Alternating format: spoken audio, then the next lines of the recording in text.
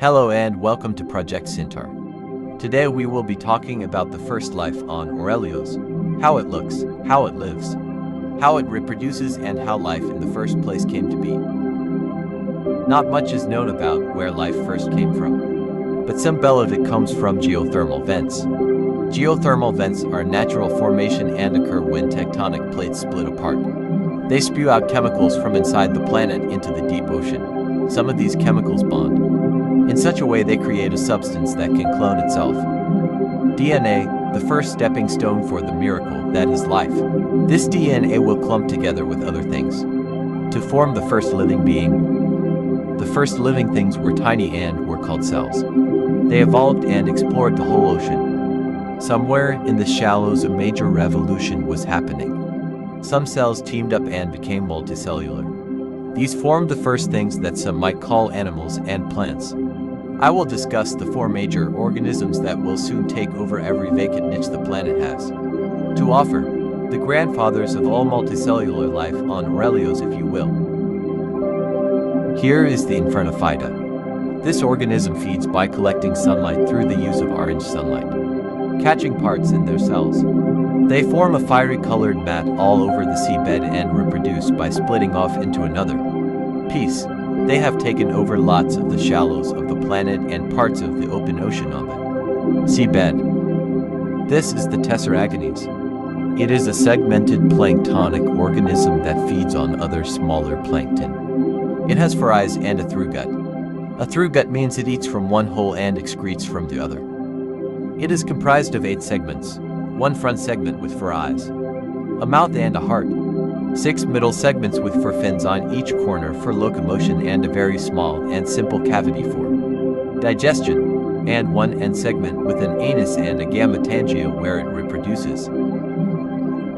Meet the Corphonicola. It uses a ring of needle-like spines webbed together by a bit of skin to crawl and wiggle around the ocean floor. It has 1 cup of light-sensitive cells on top of its body that it uses to sense if danger is around. It uses a mouth in its underside to suck dead plankton that has fallen to the seabed that is called marine snow. When it reaches to weak age, it will use a rock or ledge to flip itself on its back and spew gametes into the air. These gametes will remain dormant until they touch another from a different individual, in which it will sink to the floor and continue the cycle.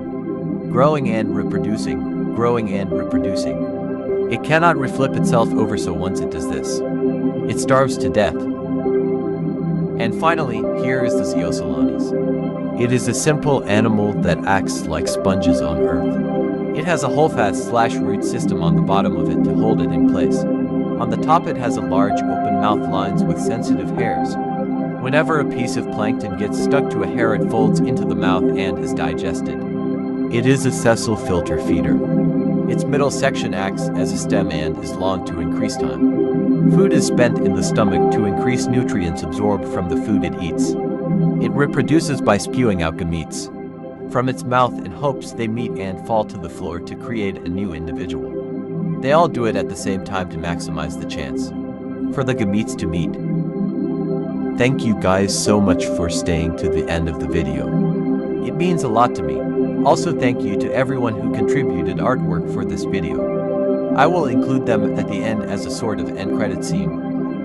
Another inspiration for this project is an account called the Pancake Wizard. I forgot to include him in my previous vid. Again, thank you all so much.